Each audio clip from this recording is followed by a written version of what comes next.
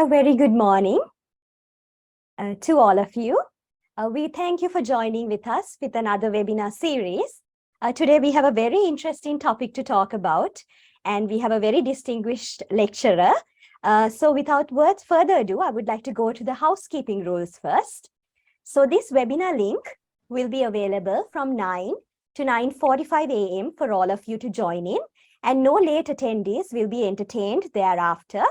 Each attendee should have been attended till the end of the webinar to obtain the certificate for CPD points. And these CPD points are strictly adhered to our national NCCPD guidelines. We have enforced these rules and regulations to improve and maintain the standards of our CPD programs conducted here by Shri.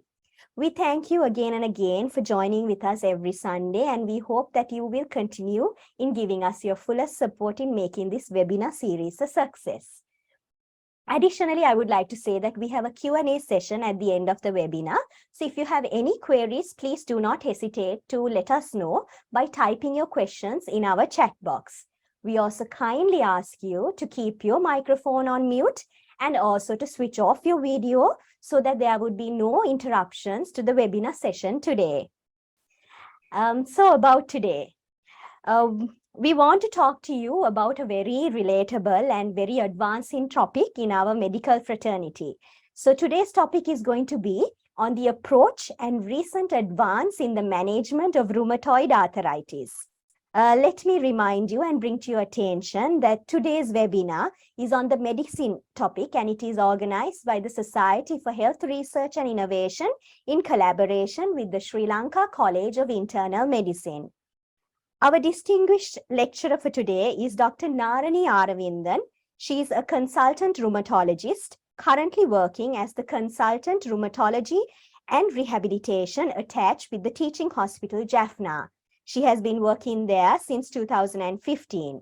She is a product of the Jaffna Medical Faculty, and she got her MD in medicine in 2011 from the Postgraduate Institute of Medicine, University of Colombo. She received her overseas training in the distinguished reputed center of the University Hospital, Birmingham, UK. She has special interest in rheumatology towards SLE, and she is conducting specialized clinics for those patients in Jaffna. She also has many publications related to rheumatology in local and international journals with indexes. And we are very grateful, madam, for joining with us today and having such a resourceful and advanced consultant in your field to deliver this session today for us. So without further ado, I would like to give the floor to our distinguished guest, Dr. Narani Aravindan. Good morning to you all. Thank you very much for your kind introduction. First of all, I would like to thank the Sri Lankan College of Internal Medicine and DMOA for giving this opportunity to me to have the presentation today with you. So my topic would be approach and recent advance in the management of rheumatoid arthritis. Before going for the topic, I would like to discuss some case scenarios on rheumatoid arthritis with you. The case 1, 34-year-old lady with symmetrical joint pain involving both hands for more than 12 weeks. Inflammatory markers were high with rheumatoid factor more than 64. How to manage this patient? The case 2, 43-year-old female with symmetrical arthritis with high inflammatory markers for more than 12 weeks with negative rheumatoid factor. How to manage? Case 3, 65-year-old female with bilateral knee joint pain with slightly elevation of ESR and rheumatoid factor more than 64. How to manage? Case 4, 45-year-old female was referred to me because of high rheumatoid factor, which was about 128, but she was being suffered by mechanical type of neck pain, and NDCCP also was high, which was about 120. How to manage? And case 5, 27-year-old female with symmetrical polyarthralgia for more than 3 months. The inflammatory markers were normal and negative rheumatoid factor. What are the possibilities? Case 6, 36-year-old female who was diagnosed with rheumatoid arthritis according to ACR 2010 and started with non-biologic disease-modifying drugs. Despite a combination of disease-modifying drugs, she had high disease activity. How to manage? Case 7, 45-year-old female who was diagnosed with seropositive rheumatoid arthritis had been on methotrexate more than 5 years. While on methotrexate, she developed shortness of breath, found to have interstitial lung disease. So what about the future management? Case 8, the 36-year-old female diagnosed with rheumatoid arthritis. While on methotrexate, she developed altered liver function. The ALT was about 106 and AST was 67. How to manage? Case 9, 54-year-old female diagnosed with rheumatoid arthritis 20 years back, had been on disease-modifying drug, then defaulted, developed severe deformities without active synovitis. How would you manage? The last case, 30-year-old female who was diagnosed as rheumatoid arthritis according to the ACR, she married recently and awaiting for the pregnancy. How would you manage? So you can understand the diversity in presentation of rheumatoid arthritis. So therefore, it's very important correct diagnosis should be made in a correct person at correct time. So what is rheumatoid arthritis? So rheumatoid arthritis is a chronic inflammatory arthritis mainly involving synovial joints. The characteristic feature of rheumatoid arthritis, symmetrical polyarthritis, and small joint involvement. However, any joint in our body can be affected by rheumatoid arthritis if the joint is lined by synovial membrane. Not only the joints, even the extra-articular, the extra systems like cardiovascular system, respiratory system can be affected by rheumatoid arthritis. If it is not treated properly, if it is not diagnosed early, the patient can end up in chronic inflammatory stage and can develop deformities which can affect the daily activities and which will increase the mortality and morbidity of the patient. So if you look at the joint, so this is the normal joint and it is the joint which is affected by rheumatoid arthritis. So you can see here the synovial membrane, which is the joint is lined by synovial membrane, which can be affected by rheumatoid arthritis. So the inflammation of the synovial membrane, which can end up in synovitis, it can lead to synovial hypertrophy. The end product is pannus formation in rheumatoid arthritis. So why do we need to know about rheumatoid arthritis? Because a certain number of patients can be affected by rheumatoid arthritis. If we look at the incidence and the prevalence, the incidence is new cases. So 0.4 per 1,000 females and 0.2 per 1,000 males can be affected by rheumatoid arthritis. If we look at the prevalence, the worldwide prevalence is 0.4 to 1%. And if we consider the Asian population, 0.2 to 0.3% of the population can be affected by rheumatoid arthritis. So you can imagine the certain number of patients can be affected by rheumatoid arthritis. So therefore, we need to have good knowledge regarding rheumatoid arthritis. So what about the Sri Lankan scenario? We don't have enough these data regarding rheumatoid arthritis. However, there was a study done in Colombo population which showed the prevalence was about 0.7%. And according to the latest WHO data published in 2018, which showed the deaths in Sri Lanka reached 17, so that percentage-wise, 0.01% of total death. So a certain number of patients affected even in Sri Lanka. So what are the etiological factors if we consider rheumatoid arthritis? Some factors can be modified and some factors cannot be modified. So what are the modifiable factors? These factors are environmental factors mainly, that bacteria and virus, which can cause, which can be the etiology for rheumatoid arthritis. Likewise, the smoking is one of the etiology. And the unmodifiable factors are genetic factors. The people who are having HLA-DR4 gene are more prone to develop rheumatoid arthritis. Likewise, the hormonal distribution. Therefore, the females are more prone to get rheumatoid arthritis.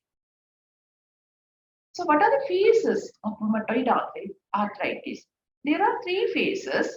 First is the preclinical stage, other one is early arthritis, and other one is a chronic arthritis. We will see one by one later. So what is preclinical rheumatoid arthritis? So where the patient doesn't have any feature of rheumatoid arthritis, only having autoimmunity. So they can have the positive rheumatoid factor and anti-CCP. 50% of the population at this stage can have positive rheumatoid factor and anti-CCP. So which often precede the onset of rheumatoid arthritis by years. So they can have subclinical inflammation. So the inflammatory markers can be high, and also the inflammatory mediators also can be high, like cytokines and chemokines can be high at this stage. So the question is, does having preclinical rheumatoid arthritis mean you will get rheumatoid arthritis? Not everyone, but it does increase the risk of rheumatoid arthritis. 40 to 70% chance of developing the disease within 4 years. The next question is, how do we diagnose preclinical stage? It's very difficult to diagnose at this point because the patient may not have any features of rheumatoid arthritis. Sometimes the patient with vague symptoms like fatigue and depression, arthralgia, body ache can present to the GP or some other consultants. At this point, they may try to do the autoimmune test like rheumatoid factor or the NDCCP. At that point, which can be positive, the patient can be picked up at this point. So what are the causes of preclinical rheumatoid arthritis? Smoking, one of the factors, gingivitis, and presence of certain bacteria in the bowel can be the etiology for the preclinical stage of rheumatoid arthritis. The question is, are we going to treat the patient with preclinical stage? So currently no treatments available to treat preclinical stage. However, there was a study done in European population where rituximab was used to treat the patients. The patients who were given with rituximab developed rheumatoid arthritis. So couldn't prevent the formation of rheumatoid arthritis by giving rituximab. In a study that done on hydroxychloroquine, we showed that hydroxychloroquine can be used safely to prevent the formation of rheumatoid arthritis. So what we can consider some of the preventive measures to prevent the formation of rheumatoid arthritis at this point. How to differentiate early inflammatory arthritis from non-inflammatory arthritis? Because early inflammatory arthritis patient, they may not have the typical feature of rheumatoid arthritis. So it may be difficult for us to diagnose at this point.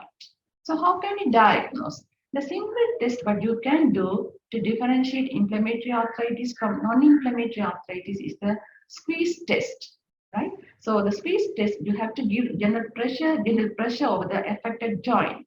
If the patient feels more pain when you give pressure, that means squeeze positive. So you can consider as inflammatory arthritis. But the patient doesn't feel any pain when you squeeze, then that means squeeze negative. So that is the non-inflammatory or degenerative arthritis. So what are the benefits of discovering inflammatory arthritis early? So we can if we diagnose early, we can start the treatment as quick as possible. So within the window of opportunity, that means that within 3 months, the period that the acute inflammation can turn up into chronic inflammation, can end up in chronic arthritis. So we have to start the treatment before 3 months of diagnosis. So by that, we can prevent the complication of rheumatoid arthritis like deformities can be prevented and chronic arthritis stage can be prevented. So therefore, the rheumatoid arthritis sometimes can be considered as medical emergency. Within 3 months, we need to start the treatment. So what are typical features of rheumatoid arthritis?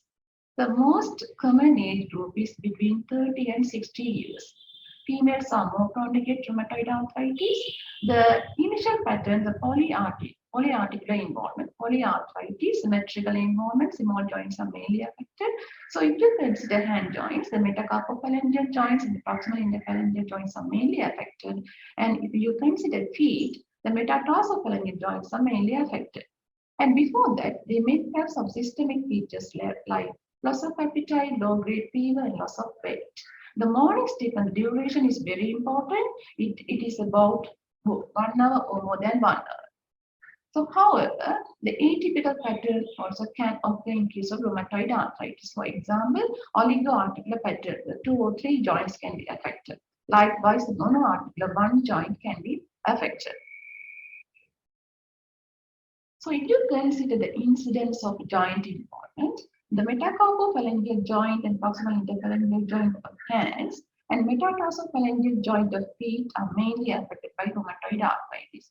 If you consider the axial involvement, cervical spine is mainly affected. The first and second cervical spine, that atlantoaxial involvement, can occur with rheumatoid arthritis. However, the distal interphalangeal joint or the thoracic and lumbar spine involvement is not common with rheumatoid arthritis. So, what are deformities you can see in case of rheumatoid arthritis? There are so many deformities of hands can happen. The first one is a swan neck deformity. So where you can see the flexion of distal interphalangeal joint and the extension of proximal interphalangeal joint. So what is buttonhole deformity? Where you can see the flexion of proximal interphalangeal joint and hyperextension of the distal interphalangeal joint. The Z deformity of the thumb, another deformity you can see in rheumatoid arthritis, and ulnar deviation and subluxation of the metacarpophalangeal joint can happen with rheumatoid arthritis. So what is zigzag deformity? So the radial deviation at the wrist and ulnar deviation at metacarpophalangeal joint, that is zigzag deformity, you can see in rheumatoid arthritis. So what do you mean by piano T styloid? So because of the damage of ulnar collateral ligament, which can cause the floating of ulnar head or styloid process of the ulnar, that is called as piano key styloid, piano sign. So what are the extra-articular manifestations you can see in case of rheumatoid arthritis? So 50% of the population, 50% of the patient with rheumatoid arthritis, they can develop extra-articular manifestation. If the patient has extra-articular manifestation, that means the patient is in poor prognosis stage, right? So the mortality risk is more than 2 times compared with without extra-articular manifestation. 70% of death occur because of cardiovascular involvement. So if you look at the person, that if you go by order, if you start from head to toe, any system can be affected by rheumatoid arthritis. So if you look at eyes, right? So what are the changes that can happen? The scleritis, episcleritis, scleromalacia perforans, Sjogren syndrome, that is dry eyes, which can occur in case of rheumatoid arthritis. And also the neck, you can see cervical lymph node enlargement, cervical fluid compression, atlantoaxial subluxation can happen with rheumatoid arthritis. Cardiac involvement also can happen, but that is not common with the rheumatoid arthritis like SLE. So SLE, the cardiac involvements are common, but in case of rheumatoid arthritis, involvement is less common. But the lung manifestations are common in case of rheumatoid arthritis. So what are the changes? You can see the upper respiratory system can be affected. As a consequence, they can develop altered voice, right? So the epiglottitis and tracheitis, bronchitis, and lower respiratory system can be affected. Pleural effusion, pulmonary nodules, and interstitial pneumonitis, Kaplan syndrome, that is the coal minor Burger pneumoconiosis, which can happen. So therefore, if you find any patient with rheumatoid arthritis, don't forget to examine the respiratory system because they can have the complication of respiratory system. And also they can develop some other manifestation like bursitis, nodules, tenosynovitis. What do you mean by amyloidosis? Because of the chronic inflammation, they can have the amyloidosis of kidneys. So they can manifest, they can present to you with nephrotic syndrome, right? The proteinuria. And also they may present to you with a numbness of both hands and feet because of peripheral neuropathy. So one of the ulcer which can happen in rheumatoid arthritis, which is called as pyoderma gangrenosum.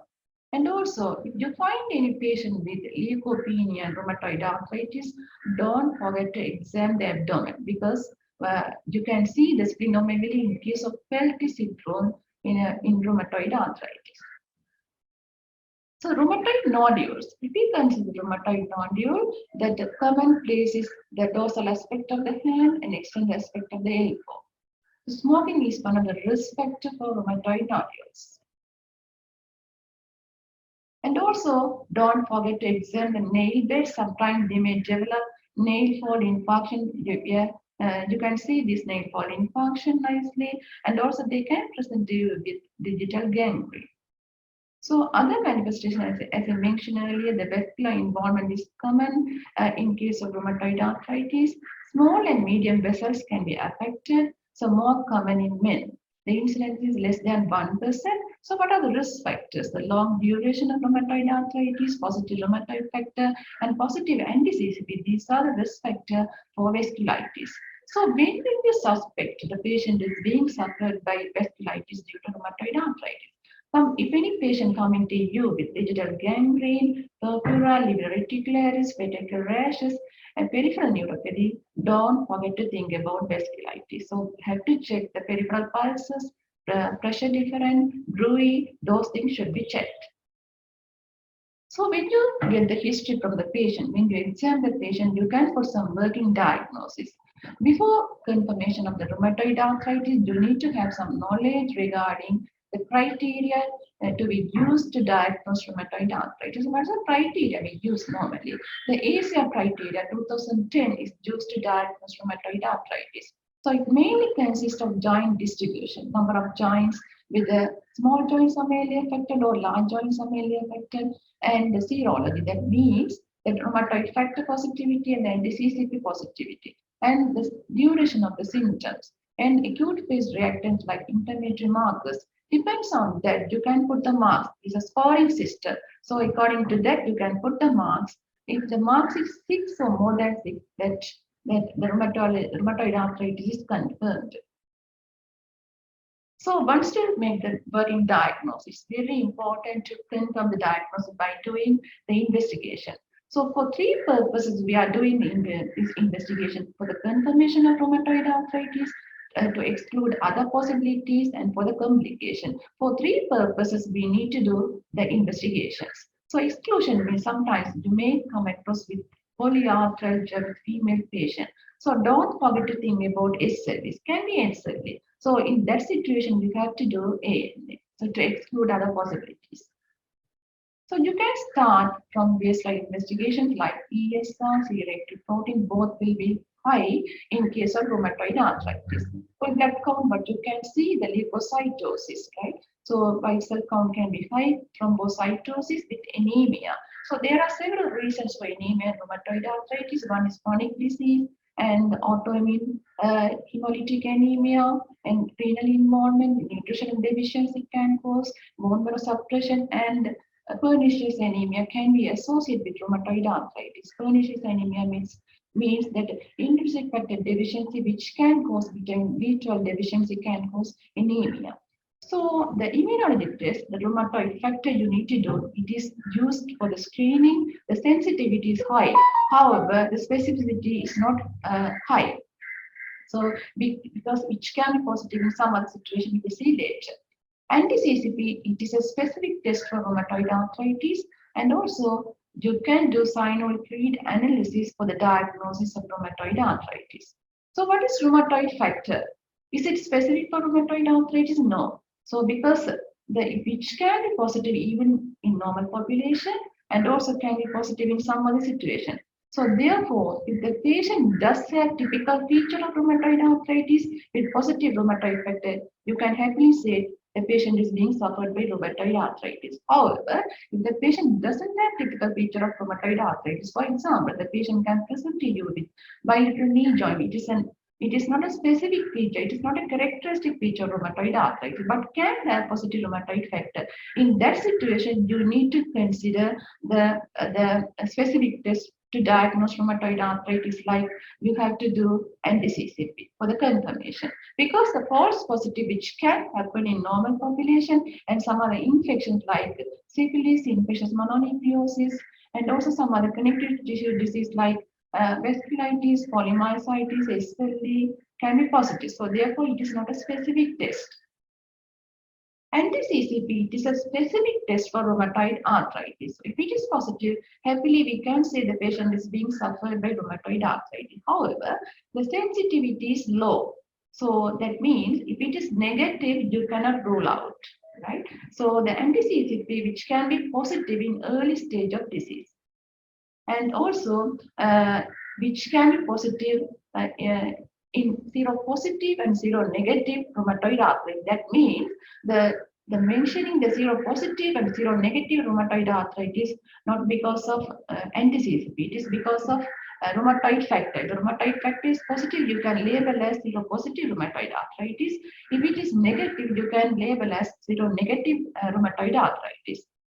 So high specificity, as I mentioned earlier. So if the patient is having anti-CCP positive, right? So they are more prone to develop pulmonary and cardiovascular involvement. Is there any correlation with disease severity and this autoimmune test? So what are the measures we are doing here to assess the disease activity? So one is a DAS28 score system. Other one is a simplified disease activity index. Other one is clinical disease activity index. These are the measures we are doing here to assess the disease activity. So because there is no correlation between rheumatoid factor titer and disease activity, so no point of repeating the rheumatoid factor. However, there is a correlation between anti-CCP and disease activity index. However, it is not worth because you know the anti-CCP is very expensive test where the patient should pay little bit high, the costly. So a patient needs to pay that amount of money to do it. So it may be difficult for the patient to do it again and again. So it is not recommended to repeat the anti-CCP to assess the disease activity. So other investigation is X-ray of hands. So what you can see in X-ray of hands, you can see periodic osteopenia, and so here you can see the osteopenia and carpal bone crowding. You can see erosions. You can see and space narrowing of the metacarpophalangeal joint space. These are the changes you can see in case of rheumatoid arthritis. And another modern investigation is ultrasound of the joint. So the early stage, you can see widening of the joint and fluid collection. You can see synovitis. If you do this duplex of the joint, so you can see the increased vascularity. That means synovitis. And also you can see synovial hypertrophy. And also bone erosion can be visualized by doing this scan. If you move to management, if you find any patient with arthritis, it's very important to start the treatment within 3 months of diagnosis, because don't discriminate any patient with rheumatoid arthritis. You have to start the treatment as quick as possible. So initially, in those days, they used pyramidal approach for the treatment of rheumatoid arthritis. That means first the patient was given with NSAIDs, if not responding steroid, and if not responding, then disease modifying drug. So nowadays, inverted pyramidal approach. What does it mean? That you have to start the treatment as quick as possible with disease modifying drugs, steroid and disease modifying drug, plus or minus non-steroidal anti-inflammatory drugs. So what are treatment key points? So the early diagnosis is very important, and also start disease modifying drug as quick as possible within 3 months. And early rheumatoid arthritis mean within 6 months of diagnosis, established mean after 6 months of diagnosis. And disease activity can be categorized into mild, moderate, and severe, depends on the disease activity index. So according to the ACR guideline, so we need to start with monotherapy. There is no evidence of giving triple therapy for rheumatoid arthritis. So the patient with rheumatoid arthritis needs to be started with monotherapy, and the methotrexate is the first line treatment if the patient doesn't have any contraindication to methotrexate. And also, at the same time, you can combine with steroid. The steroid should be given for only for short period, not for long period. As quick as possible, the steroid should be tailed off, not beyond 4 months cannot be used. So the NSAIDs sometimes can be given for the symptom control. So what are the 4 prognostic factors in case of rheumatoid arthritis? Presence of rheumatoid factor and high titer, presence of anti-CCP with high titer, presence of erosive disease at presentation, rheumatoid nodule and extraradicular manifestation, smoking one of the risk factors, and obesity. The last two factors can be modified. So other factors cannot be modified. So how can you assess the disease activity index? You can do it as online process. That means It mainly depends on the number of swollen joints, number of tender joints, pain scale, and inflammatory markers. According to that, you can calculate the disease activity index. So if it is less than 2.6, that means remission. If it is between 2.6 and 3.2, that means low disease activity. 3.2 and 5.1, moderate. More than 5.1 means a high disease activity. So according to the ACR guideline, if you find any patient with the rheumatoid arthritis, the first line treatment is methotrexate unless the patient does have any contraindication. Unless the patient doesn't have any contraindication with methotrexate is the first line treatment. So which can be combined with steroid. If the patient has any contraindication to methotrexate, then you can consider sulfasalazine leflunomide instead of methotrexate. Right? Then you have to assess the disease activity index. If there is no improvement even after 6 months, then you have to swap to some other drugs, or you can add some other drugs if the patient doesn't have any poor prognostic factors. If the patient has poor prognostic factors, then you have to go to biologics. Biologics, we will see later what is biologic, right? Biologics, so the synthetic drugs like JAK2 inhibitors can be started. If the patient doesn't have poor prognostic factors, you can swap to non-biologic agents like sulfasalazine, leflunomide, or you can add this sulfasalazine or leflunomide. So, and after that, you have to assess the disease activity. Then, if the disease activity is improved, what you can do, you can continue this treatment, and after that, you can think about of a reduction of this dose, or increase the duration, increase frequency rather than stopping the treatment. Because if you stop the treatment, what will happen? Even the patient reach the remission, if you stop the treatment, so what will happen? The patient may develop flare-up of disease, which is dangerous, may be difficult to manage. Therefore, what they say is that maintain with low dose and with increased frequency. Right? And if the patient even not responding to these biologics or JAK2 inhibitors, what you can do is you can think about other groups of biology. For example, the patient is given with the TNF blockers, you can try with anti-CD20 blocker, like other biologic group you can consider. So what are the if you consider the classes of drugs? So what are drugs we use for the rheumatoid arthritis? Steroids, non-steroidal anti-inflammatory drugs, and conventional disease-modifying drugs and biologics. So what are the conventional disease-modifying drugs we use? Methotrexate, leflunomide, sulfasalazine, and hydroxychloroquine. So methotrexate, if you look at methotrexate, the starting dose is 7.5 milligram, which can be increased up to 25 milligram. The patient develops an intolerance to methotrexate, you can give splitting dose in 12 hours interval. And also you can select subcutaneous form. So there are two forms of methotrexate available. Methotrexate, that subcutaneous form and oral form. But in Sri Lanka, we don't have subcutaneous form. So what we can do is the splitting dose is better. And also at the same time, the patient has any intolerance to methotrexate, you can consider the folic acid daily regime except on the particular day methotrexate taken. So what are the investigations we need to do before starting methotrexate? These are the baseline investigation we need to do. The blood count, liver enzymes, creatine level, chest X-ray, and hepatitis B/C screening. So what are the contraindications? Pregnancy, breastfeeding, pulmonary dysfunction, severe dysfunction, alcoholic liver cell disease, hepatic impairment, pre-existing bone marrow suppression. These are the contraindications. So what do you mean by methotrexate flu? Some patients, they may develop flu-like symptoms following the weekly dose of methotrexate. So they may present to you with myalgia, low-grade fever, nausea, chills, dry go, the following day of methotrexate intake. So it is called as methotrexate flu. So how can you reduce it? You can advise a patient to take the methotrexate during night times, and also that you can advise to reduce the dose, and subcutaneous form you can prefer, but we don't have the facilities. And also the folic acid supplement should be given as daily regime except on the particular day of methotrexate intake.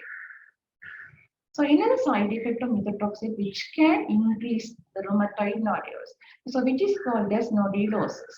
The newly appearance, so if the size of the nodule is increased, then we need to stop methotrexate. So if any patient with rheumatoid arthritis, the patient has been on methotrexate coming to you with shortness of breath and exertion of dyspnea, then you need to suspect interstitial lung disease. So it could be due to methotrexate-induced interstitial lung disease and could be due to disease-related interstitial lung disease. So what do you mean by methotrexate-induced pneumonitis? The prevalence is 0.3 to 11.6%. It mainly occurs the early part of the treatment. So the early part of the treatment, the patient coming to you with shortness of breath and exertion dyspnea, then you need to consider methotrexate-induced pneumonitis. So, and also if you do the printed count, you can see eosinophilia. So what are the risk factors for methotrexate-induced pneumonitis? Age more than 65 years, diabetes, hyperlipidemia, previous use of disease-modifying drugs, renal dysfunction, males, they are more prone to develop methotrexate-induced pneumonitis. If you do the lung function test, you can see the restrictive pattern of lung function abnormality. And if you do the bar, that is bronchoalveolar bar, you can see the lymphocyte predominant cells. And if you do the imaging, you can see the specific pattern of interstitial pneumonia, that is non-specific interstitial pneumonitis. So how can you treat? Methotrexate should be discontinued and treat with steroid. The question is it possible to reintroduce methotrexate if the patient develops interstitial pneumonitis? So the chances of getting recurrence is high, therefore better not to reintroduce.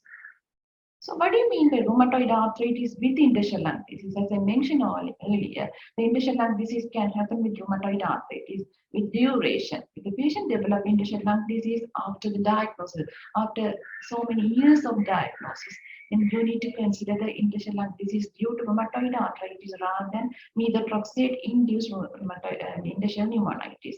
So here you can see the specific pattern like UIP, that is usual interstitial pneumonitis. If we do the bar, that the neutrophil predominant cells you can see.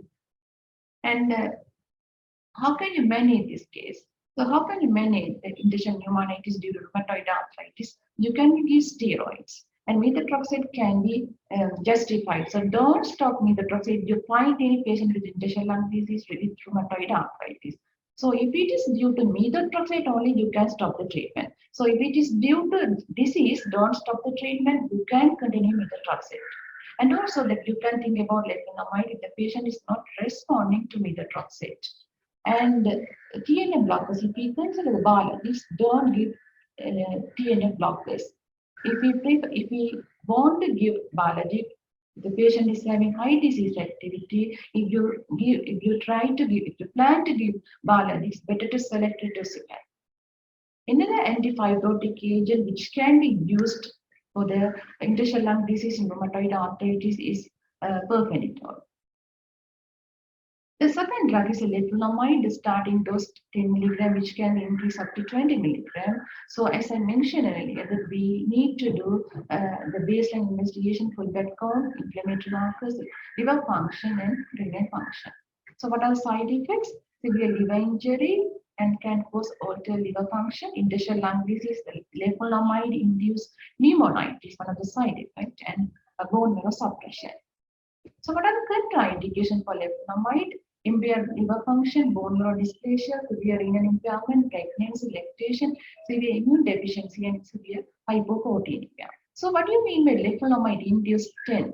That is, TEN means this toxic epidermal necrolysis, right? It is a severe form of Stevens-Johnson syndrome, which can happen with this leflunomide. I had some experience with TEN with leflunomide. So it is a severe complication of leflunomide. So this is one of the side effects. Another drug is sulfasalazine, the starting dose 500 milligram, which can be increased up to 3 grams per day. So even the pregnancy lactation, you can continue sulfasalazine. Hydroxychloroquine, another drug, it is the innocent drug. for rheumatoid arthritis. The dose is 6 milligram per kilogram. So no need to monitor. However, we need to do this baseline investigation before starting the treatment. Especially for the diabetic patient, you have to monitor the sugar level because it can cause hypoglycemia. Before starting the treatment, we need to refer the patient to ophthalmologist in view of maculopathy because this is one of the side effects of hydroxychloroquine-induced maculopathy, where you can see the bullseye appearance. So these are the baseline investigation we need to do. So the first 3 months, so whatever these disease modified drug except hydroxychloroquine, so we have to monitor monthly, ideally 2 weekly, fortnightly, but we don't have the facility. So what we do here is that monthly monitoring we need to do for 3 months.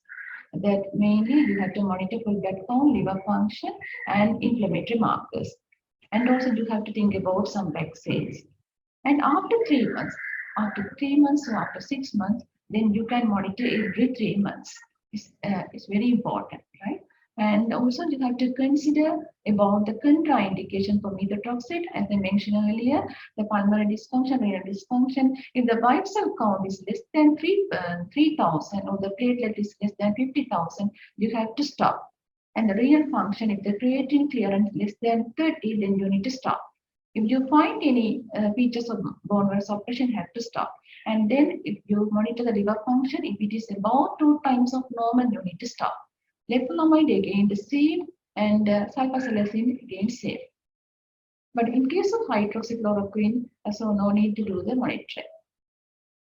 If we consider the special situation like fertility cannot be affected by any drugs. However, during pregnancy, you cannot give methotrexate and lepulamide. You can give sulfasalazine and hydroxychloroquine. Likewise, during lactation, you cannot give methotrexate or lepulamide. You can give sulfasalazine and hydroxychloroquine. If we consider the elderly patient, no need to do the dose adjustment. But in case of methotrexate, you have to use low dose. So what do you mean by biologics? Biologics refers to any type of medical therapy that is derived from living organisms such as humans, animals, and microorganisms. So what are the tests we need to do before starting biologics? We have to rule out the possibilities of infection, malignancies, and cardiac status should be assessed. So then, therefore, we need to do ECG, echocardiogram, and hepatitis B test, tuberculosis, HIV screening, and also cancer screening should be done, and vaccine assessment should be done before starting biologics. So tuberculosis is very common in our country. So therefore, it's very important to do TB screening before starting biologics. So what you have to do, you need to take full history and you need to do examination and you have to do chest X-ray, take chest X-ray. If you find any past history of tuberculosis and patient not treated with anti-TB treatment, then first you treat the patient, then only you can consider about biologics. If there was no past history, then you have to do this Mandu test or the quantiferon test. If it is negative, then this individual risk assessment should be done. You have to assess the comorbid diseases and the patient, the drugs the patient has been on some other drug, then depends on that you can think about biology. If it is positive, this Mandu positive, then you have to rule out the possibilities of active disease by doing sputum examination, chest X-ray. If there is any feature of active disease, then you have to start the anti-TB treatment, then only you can consider about biologics. But if there is no features of active TB, then you can treat as latent tuberculosis. You have to give hemoprophylaxis before starting biologics. At least the patient should be given 9 months of hemoprophylaxis that includes isoniazid rifampicin. So these are the biologics available for rheumatoid arthritis. Out of these, we have infliximab, adalimumab, golimumab, rituximab, and tocilizumab. And these are the TNF blockers commonly we use, but out of these we use infliximab, adalimumab, golimumab. So the various routes can be used for this in these biologics. Some drugs can be used subcutaneously. Example, these golimumab. So we here at clinics we are giving the golimumab subcutaneously, easy to give. Infliximab, the patient should get admission to the ward before starting the infusion. So what are the side effects of biologics? main is injection site reaction, infusion reaction, and then serious infection can happen like reactivation of tuberculosis, some other reactivation of hepatitis B or C can happen, some other lung infection like mycoplasma, legionella. These infections can happen with these biologics, and also one of the side effects is demyelinating disease. And also heart failure, one of the complication of biologics, and pulmonary disease and malignancy. So can we give TNF blockers in case of pregnancy? The disease is high. The patient is being suffered by high disease activity with rheumatoid arthritis. Then you can consider TNF blockers, but don't give after second trimester because to avoid the infant exposure. And during lactation, you can consider if the patient really needs. If you consider rituximab, it is an anti-CD20 blocker that can be given as IV infusion, and tocilizumab again you can give in two routes. One is subcutaneous form, other one is intravenous form. But we don't have subcutaneous form. We are giving as infusion. The other drug, the new drug, is the this JAK2 inhibitor, this tofacitinib citrate. It is used for the moderate to high disease activity. You have to calculate the disease activity index. If it is above 5.1, and you can think about biologics, so this JAK2 inhibitors. So in our setup, it is available as oral form, very expensive drug, and so you can give 5 milligram twice per day. And in case of severe renal impairment or moderate hepatic impairment, only you can give 5 milligram daily regimen. So you can combine with methotrexate and some other disease modifying drugs, but not with SR-thiopurine. So what are the risk factors for JAK2 inhibitors? If you find any risk factors, if you find any of these risk factors, better not to give JAK2 inhibitors. The patient is above 65 years, history of current or past smoking, cardiovascular risk factors for malignancy, risk factors for thromboembolism. So if you find any risk factors, better not to give these JAK2 inhibitors, better to consider some other biologics. So don't forget to think about exercise. Exercise is very important in case of rheumatoid arthritis. So there are two types of exercises we are giving. One is a range of movement exercise, that is to increase the joint movement, and other one is a muscle strengthening exercise. So you have to advise the patient to do it at home to prevent the deformities. And also advice about food. This balanced diet is very important for rheumatoid arthritis. The food rich with vegetables and fruits is really good for the rheumatoid arthritis patient rather than meat, because it consists antioxidants which can prevent inflammation. So if you consider the pregnancy, so 75% of the females, they can get remission during pregnancy. However, some people, they may develop a flare-up of disease during that period. You can consider sulfasalazine or hydroxychloroquine, but don't try to give methotrexate or leflunomide, which are contraindicated during pregnancy time. So biologics depends on that. That depends on the disease activity. You can consider tumor necrosity and blockers. So what do you mean by liver toxicity due to methotrexate? Mild elevation, which can happen with methotrexate, that is mild elevation, it is transient. So the alteration liver function can come down without any treatment. But if it is about 2 times of normal, then you have to think about reduction of the dose or discontinuation of the dose.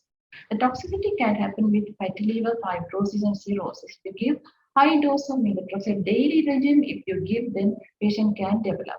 So what are the 2 main factors determine variation of ALT and AST while on methotrexate? One factor is timing of the blood sampling.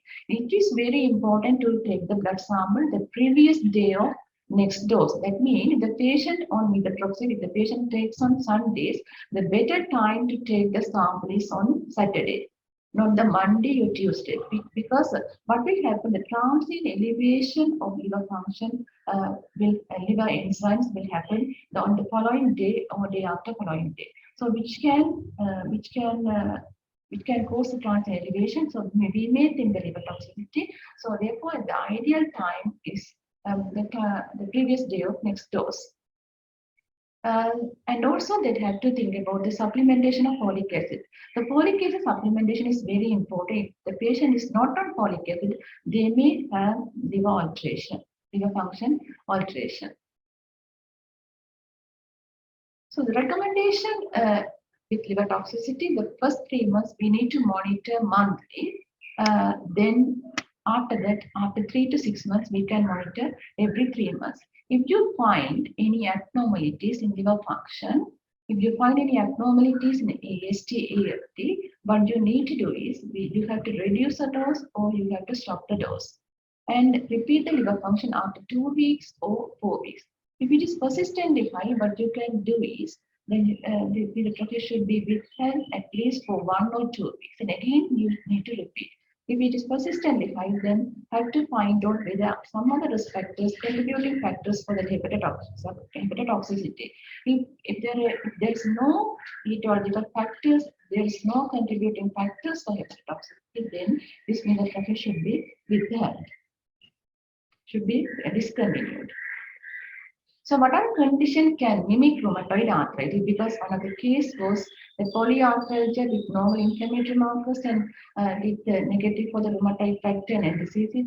So can be rheumatoid mimic condition like dyslipidemia, diabetes, hypertension, hypothyroidism, vitamin D deficiency, fibromyalgia, and hypermobile syndrome. These are the conditions sometimes can mimic rheumatoid arthritis.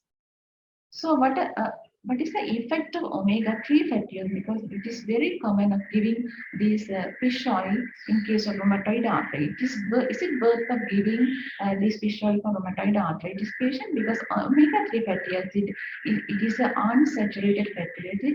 It is considered as essential fatty acid because which cannot be synthesized in our body. So it can prevent the coronary artery disease and stroke, and also it is essential for the nerve tissue development and retina. So, and also it has some action on immune modulation. It has immunomodulatory properties. Therefore, we can consider of giving this fish oil for the rheumatoid arthritis patient to reduce the inflammation. So, what do you think about rheumatoid arthritis with vitamin D? Is it worth giving vitamin D for rheumatoid arthritis patient? So, yes, because which can reduce inflammation and also can strengthen the bone cartilage, can minimize the pain and risk of disability. Therefore, it is very important to think about vitamin D level in case of rheumatoid arthritis. If the patient has high disease activity despite of disease-modifying drugs and biologics, then it's very important to measure the vitamin D level. So when will you suspect the worsening of pain, features of depression, weak bones, fatigue, difficulty in concentrating? In those situations, you can consider vitamin D deficiency. So measure the vitamin D level. The vitamin D is deficient level. You can give mega dose like the vitamin D 50,000 per week for 8 weeks, and then you can maintain with 1,000 units per day. If it is insufficient, you can consider 1,000 to 2,000 units per day daily intake. So what are the challenges we face in our setup, in Sri Lankan setup, in the management of rheumatoid arthritis? The first is that we don't have established GP system. So we have to do monitoring. So rheumatology specialist unit, we need to do the monitoring and the management, everything should be done at our setup by a rheumatologist, right? And also the space is inadequate. It's very problem, especially in peripheral hospitals. We don't have adequate space for the rheumatology clinic setup, right? And also lack of human resource, especially for the peripheral hospitals. We don't have enough medical officers. So it's very difficult for us for the monitoring and management for the rheumatoid arthritis, because as we don't have the established GP system and we don't have enough medical officers, it's really extremely difficult for us to manage rheumatoid arthritis. And also we don't have proper pain clinic. Therefore, even the pain without active inflammation should be managed by rheumatologist. It's very difficult for us. And lack of facilities for immunological is very problematic. because we don't have facilities to do the rheumatoid factor and disease at our hospital setup. So the patient should pay for that. It's very expensive test, may be difficult for them. Then delay in getting biologics. Again, so in Western countries like insulin, they can get biologic easily, but in our setup, we need to wait at least 4 or 5 months to get the biologics to give the patients. So what are the take-home messages? The early diagnosis is very important. So early diagnosis and starting the treatment before 3 months is very, very important to prevent the complication of rheumatoid arthritis. Rheumatoid factor is a non-specific test. So what I want to say is the rheumatoid factor positive, think about whether it is rheumatoid arthritis or non-inflammatory arthritis. Don't try to refer to rheumatologist once you find rheumatoid factor positivity.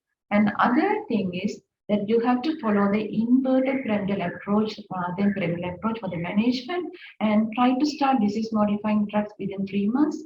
And methotrexate is a first line treatment unless the patient doesn't have any contraindication. And rheumatoid with interstitial lung disease, think about methotrexate induced or rheumatoid arthritis induced. If it is due to methotrexate induced interstitial lung disease, don't try to stop methotrexate. And don't forget to advise on exercises, and don't forget to advise on dietary advice for the rheumatoid arthritis patient. Thank you very much.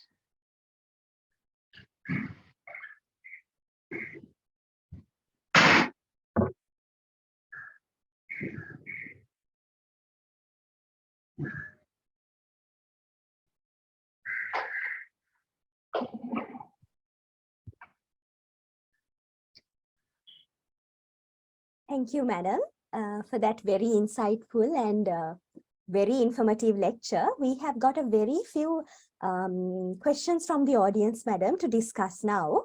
The first question is, how we assess the disease activity clinically if a patient presented to the OPD level at the first visit with inflamed and swollen joints? So ideally, it is very difficult to do assess the disease activity index at OPD level.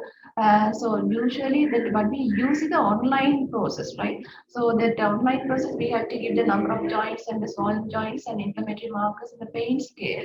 So automatically that will give us the disease activity status. For OPD level, it may be difficult. So what you can do is that you can assess the pain scale.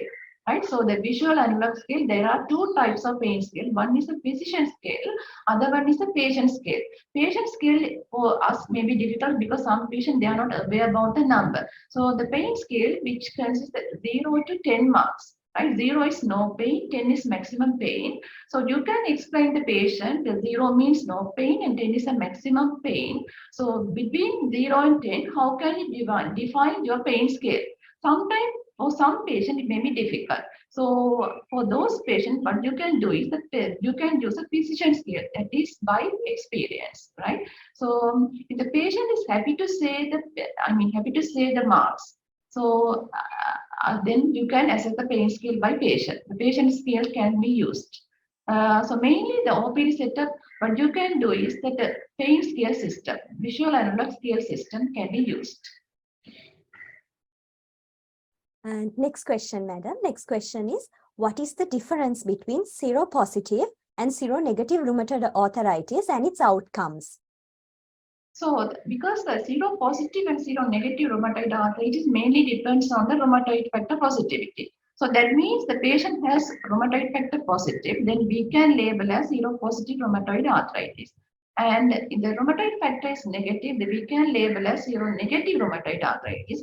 Why we need to know about this is because the prognosis is different. The patient is having seropositive rheumatoid arthritis, prognosis is bad compared with seronegative rheumatoid arthritis.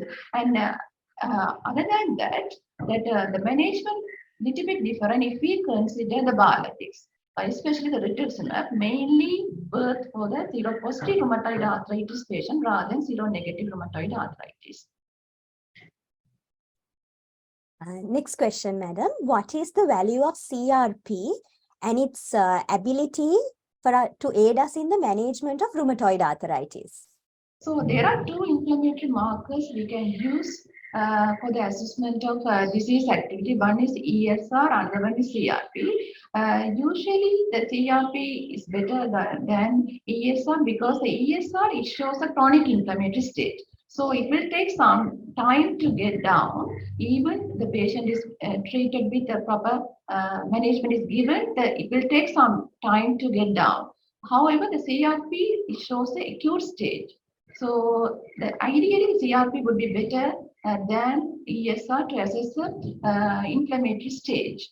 And the thing is, the CRP is a little bit expensive compared with ESR, but it is available at hospitals. I think most of the hospitals, they have facilities to do it. Next question, madam. What is the place of glucosamine sulfate in the treatment of rheumatoid arthritis? Glucosamine sulfate is mainly considered for the osteoarthritis, not for the rheumatoid arthritis. But because you know the difference between osteoarthritis and rheumatoid arthritis, osteoarthritis, the main structure which is affected by osteoarthritis is the cartilage, the wear and tear, the degeneration of the cartilage. So there are few studies they mentioned that the benefit of giving glucosamine for the degeneration of cartilage. But in case of rheumatoid arthritis, yes, that the rheumatoid arthritis which can cause secondary osteoarthritis of knees, which can affect cartilage. The answer is yes. Then you can consider the glucosamine. If the patient develops secondary osteoarthritis, rheumatoid arthritis, then you can consider, but it is not proven benefited. Only the few studies they mentioned that giving the glucosamine for even for primary osteoarthritis. Another question from the audience, madam. This is concerning methotrexate treatment. The audience want to know the level of AST, ALT we should consider when halting the treatment and how we should monitor the liver profiles. As I mentioned earlier, that for the methotrexate, we need to do the liver function every month for first 3 months. After that, can be measured every 3 months. So if you find any abnormalities of liver function, so you have to first you have to check the time is appropriate or inappropriate, the time of sampling. As I mentioned earlier, that the time of sampling should be the previous day of next dose. That means the patient is on methotrexate, the patient takes on Sundays, the ideal time for the blood sampling is Saturday. So first you have to check that. Another thing, you have to check whether patient has been on folic acid supplementation or not. If those are there, then you need to check the level. If the level is less than 2 times of normal, that means if the normal value can be differed hospital to hospital. In our hospital, the normal value is 63. So if it is below 126, that means if it is below 2 times of normal, so what you can do is that you can see the disease activity. If the patient is in remission or low disease activity, but what you can do is you can try to reduce the dose, right? Or you can stop the dose even. And after that, you have to recheck the this liver enzyme after 1 month. If it is persistently high, then you have to stop the treatment at least for 2 weeks. That means the methotrexate should be stopped.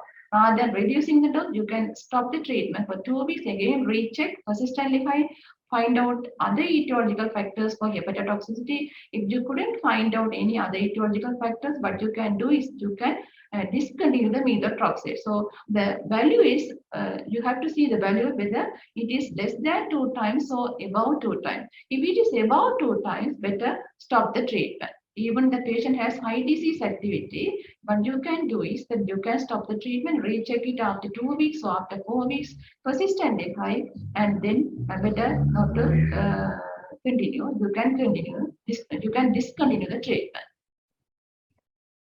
So the cutoff value is 2 times of normal. And another question, madam, from the audience again. What is the recommended combination of drugs used to treat high titer of seropositive rheumatoid arthritis? So therefore, as I mentioned earlier, the titers that mentioned the disease activity, one of the risk factor, one of the poor prognostic factor, right? So however, this according to the American College of Rheumatology, even the European Association, what they mention is that better start the monotherapy rather than combination to avoid the side effects of disease-modifying drugs. If the patient has high disease activity despite of these maximum dose of methotrexate, this is a first line treatment for rheumatoid arthritis, then you can think about the combination. So for the combination, I think the double therapy or triple therapy, better to select sulfasalazine or hydroxychloroquine rather than selecting levulamide if the patient already has been on methotrexate. Better to select hydroxychloroquine or sulfasalazine because you know that methotrexate and the levulamide both can cause hepatotoxicity. So if you combine both, the chance of getting altered liver function will be high. Another question, madam.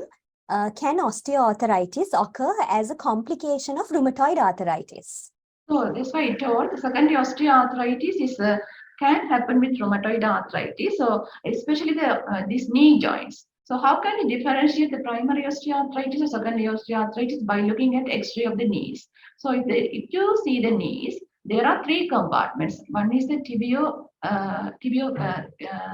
femoropatellar compartment, medial compartment, and lateral compartment. These are the three compartments. If one compartment is affected, mainly the medial compartment is affected, you can label as primary osteoarthritis, not by the rheumatoid arthritis. If both compartments are affected, that means medial and lateral compartments are affected, that means secondary osteoarthritis due to rheumatoid arthritis, just which can happen one of the complication of rheumatoid arthritis. Another question, madam, concerning methotrexate. How do you differentiate methotrexate-induced interstitial lung disease with disease-induced interstitial lung disease? So that's why I told you, it's very difficult to differentiate both. However, what we can do is in our clinic setup, during the early part of the treatment, early treatment period. For example, if you start the methotrexate, if the patient develops within 2 months of treatment of the methotrexate, the patient coming to you with a history of shortness of breath and exertion dyspnea and the features of interstitial lung disease, you can think about methotrexate-induced pneumonitis. So you can try to stop the treatment. You can withdraw the treatment. So once you withdraw the treatment, once you stop the treatment, that interstitial lung disease can be reversed. So that is a typical feature of methotrexate-induced pneumonitis.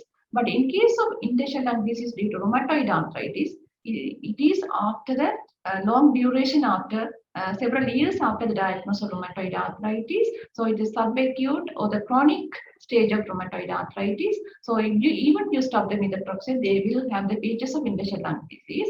So clinically that we can differentiate by that. And so if you do the investigation, so as I mentioned earlier, that if you do the BALL, that is bronchoalveolar lavage, that is cells distribution, that is mainly done by a respiratory physician. The lymphocyte predominant in case of methotrexate-induced pneumonitis, neutrophil predominant in case of rheumatoid arthritis causing interstitial lung disease. Another feature is that if you do the histology, that the specific appearance is UIP in case of, that is a usual interstitial pneumonitis in case of rheumatoid arthritis, but in case of methotrexate, the non-specific interstitial pneumonitis.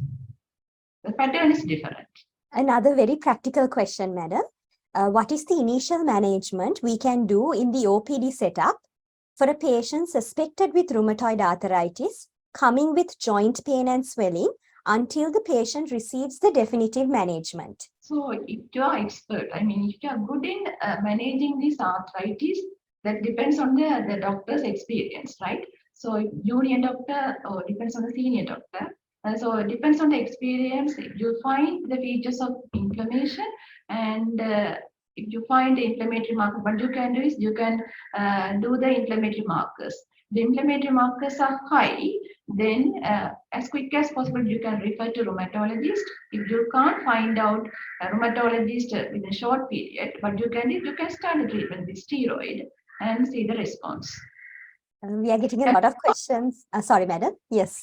Sorry, and also at the same time, sometimes some patients they may come. One of the case I told earlier that some patients they may present to you with multiple joint pain, but if you couldn't find out the features of inflammation, only the pain subjective. That if you couldn't find out the features of inflammation objectively, then can be rheumatoid mimic condition. As I mentioned earlier, some condition like this dyslipidemia, this diabetes, hypothyroidism, vitamin D deficiency, fibromyalgia, these are the vitamin rheumatoid mimic condition can present to you with multiple joint pain. So if you are confident that it's really inflammatory arthritis, then you can think about of starting steroids.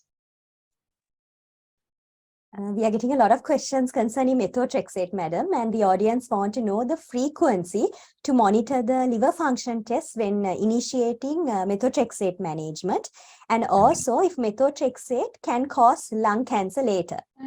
The first question is that how frequent we need to monitor. As I mentioned earlier, that the first 3 months we need to monitor ideally fortnightly, but we don't have the facilities to do it. So what we can do is monthly, at least monthly we need to monitor for the first 3 months.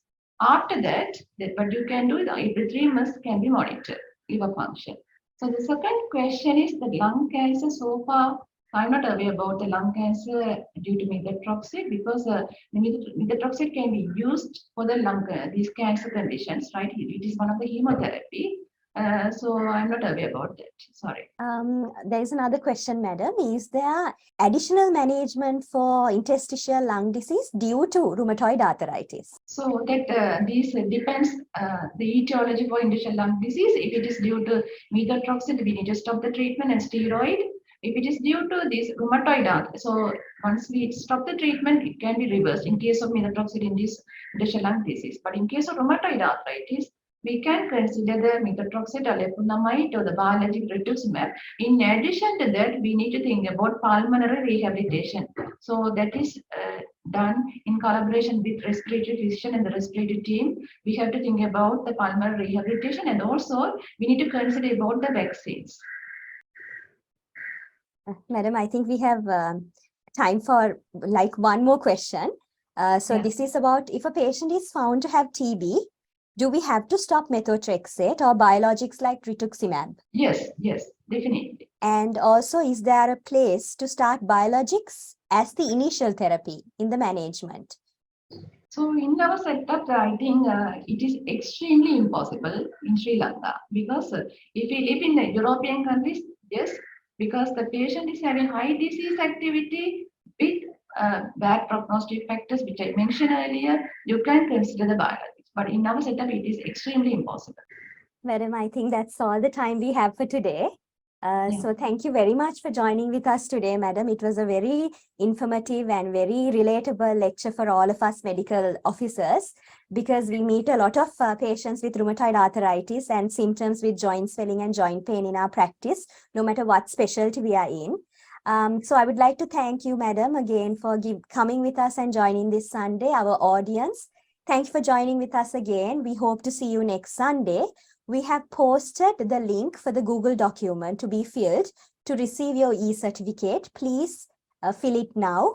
Many of you all have asked if we can discuss the pre-test questions, but unfortunately, since we are having an assessment between the pre-test and post-test questions, we cannot publish the answers to you now, but we will find a way to get the answers to you later.